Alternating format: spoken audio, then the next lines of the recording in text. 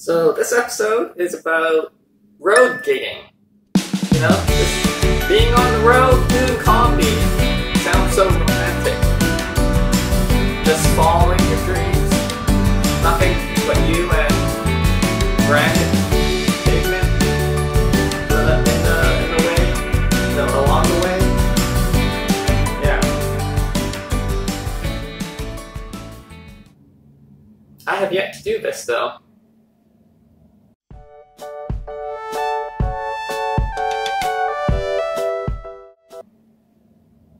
I've done stints in different cities, but I've never done the rent a car, drive across Canada sort of thing. I heard it's a big grind, but it can be really fun if you bring a couple of your close stand-up comic friends.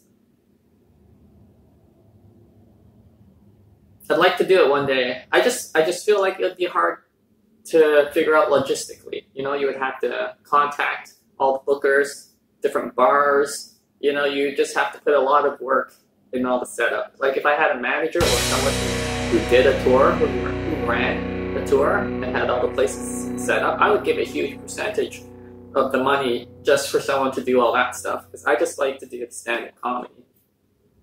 But like I said, I've done stints at different cities. Like I'll do a week in Kingston or a week in Ottawa. I've also flown down to Vancouver, tried to do some stand-up comedy there. And it's really great. Like the club I work with called Absolute Comedy, they really take care of their comics.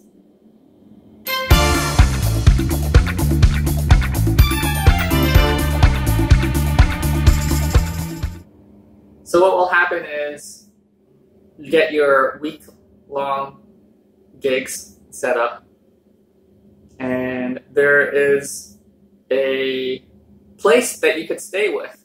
It usually has 2 or 3 rooms. So for example, the Kingston location, the owner has bought a house there. So you fly down, not fly. I'm just talking about my dreams here. I take the Greyhound bus or the Mega bus down to Kingston, and there's a house there. It's like a giant house, 3 bedrooms, has a basement upstairs, main floor. The basement has this games room. Hey, I'm playing pool and filming myself. No, I'm working out. Foosball for 1, anyone? Air hockey. I'm playing air hockey. Shuffleboard?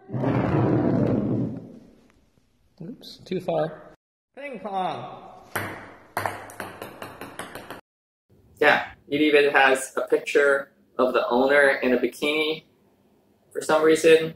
I don't know if that's another positive that I'm adding or not. But yeah, there's a whole house. There's a grocery store nearby, so you can buy groceries. Like, what are the difficult things about not performing in your city and being on the road? Is that it's hard to stay healthy, right? Like, you're going to end up eating a lot of fast food. But living at a house that is near a grocery store, you can buy your week of groceries and then kind of semi-cook at the place because there's a full kitchen.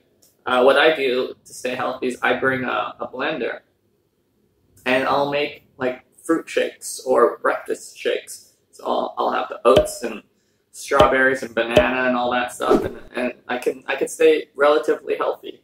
And it's really cool to get to know comics through a week of just grinding out gigs, because it's not only is it super fun, but you see each other every day. You can tailor your material. You see how they do. You can comment on their jokes.